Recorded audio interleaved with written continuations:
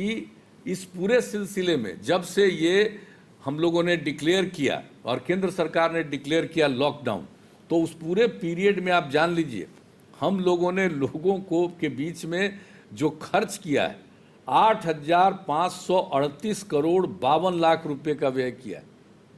और आप जानते हैं जो बाहर से जो लोग आए हैं, तो बाहर से जो लोग आ रहे हैं उनको आने में जो खर्च, उसके ऊपर 500 रुपया और न्यूनतम 1,000 रुपया देने का फैसला।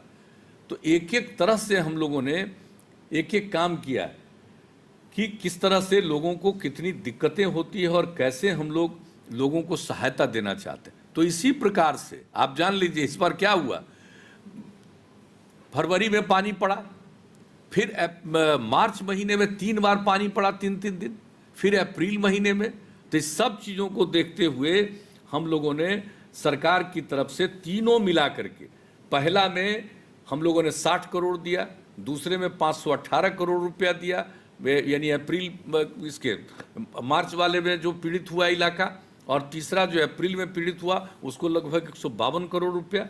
यानी आप समझ दीजिए कि मंत्रिमंडल के द्वारा, मंत्रिपरिषद के द्वारा जो किसान प्रभावित हुए हैं आपदा से, उनके लिए 730 करोड़ रुपए का अलग से और इंतजाम किया गया। लोगों के बीच में वितरण हो रहा है, करीब करीब 12,35,000 किसानों को दिया जा चुका है, 417 करोड़ रुपया खर्च किया जा चुका है। ये पूरी चीज़ें प्रक्रियाधीन है। तो हम सिर्फ इसलिए बता रहे हैं कि एक एक चीज़ पर हम लोग ध्यान देते हैं और कि नहीं है। और एक बात हम कह देना चाहते हैं कि जो लोग भी हमारे यहाँ हैं उनके भी रोजगार के लिए, जो हमारे यहाँ रहते हैं, सारा काम मनरेगा वगैरह से लेकर के जल जीवन हरियाली अभियान के अंतर्गत जो कार्यक्रम है उसकी शुरुआत करा के, सड़क का काम, अन्य जो विकास का काम है उसको करा करके लोगों को काम में लगाना। और दूसरा, जो हमारे बाहर से लोग आ गए, हम जो बात किए, हम उन लोगों से आग्रह किए कि भाई आप दूसरी जगह सेवा करने गए और उन लोगों को ख्याल रखना चाहिए था कि जो आदमी कहीं काम करने गया है और लोगों का काम करता है, वो आज कष्ट में है, उसका ध्यान नहीं रखा। ये अच्छी बात नहीं है। आपको लौट करके यहाँ आना पड़ा, तो हम तो यही चाहेंगे कि आपको मजबूरी में बिहार के बाहर नहीं जाना पड़े। कोई इच्छा से कहीं जाना चाहे तो पूरा देश तो एक है, पूरा देश तो एक है। प्रवासी कहते हैं, भाई एक बात और कहेंगे, हम प्रवासी नहीं कहते हैं। एक वो शब्द चला है पूरे देश में, एक राज्य का दूसरे राज्य में बिहार के लोग जाते हैं उसको प्रवासी कहता है। अरे काहे का प्रवासी है? देश तो एक है, नागरिकता तो एक है। तो एक देश का आदमी कोई दूसरी जगह काम करने जाता है तो प्रवासी नहीं है। देश के बाहर जाएगा तो भले प्रवासी है, लेकिन फिर भी प्रवासी जैसा उनको रूप।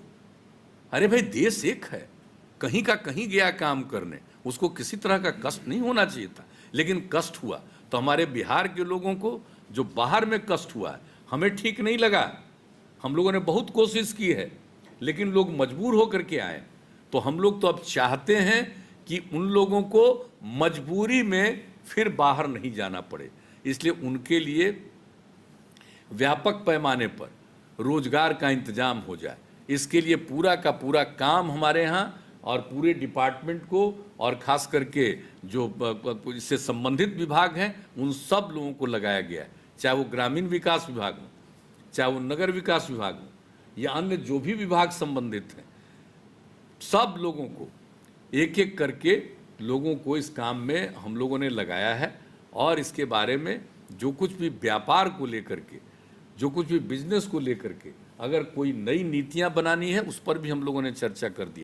लोगों को सिखाना पड़ेगा, तुरंत लोग नहीं समझता है, लेकिन लोगों को समझाना पड़ेगा कि थोड़ी दूरी बना करके चलिए, थोड़ा दूरी बना करके रखिए। अकेले हैं तो कोई बात नहीं, बाकी कोई काम के लिए निकलते हैं तो आपको मास्क लगाना पड़ेगा, और उसके लिए तो हम लोग सब इंतजाम कर रहे हैं। तो एक प्रचार तो आप लोगों को, लोगों को समझाने के लिए कहना है कि भाई हर हालत में लोगों को प्रेरित करिए कि भाई ये मास्क जरूर लगाइए, और सैनिटेशन का सब कुछ का, ये सब जो कहा जाता है एक एक चीज़ का, तो हर जगह साफ सफाई का ध्यान देना, और दूसरी तरफ लोगों को ये प्रेरित करना।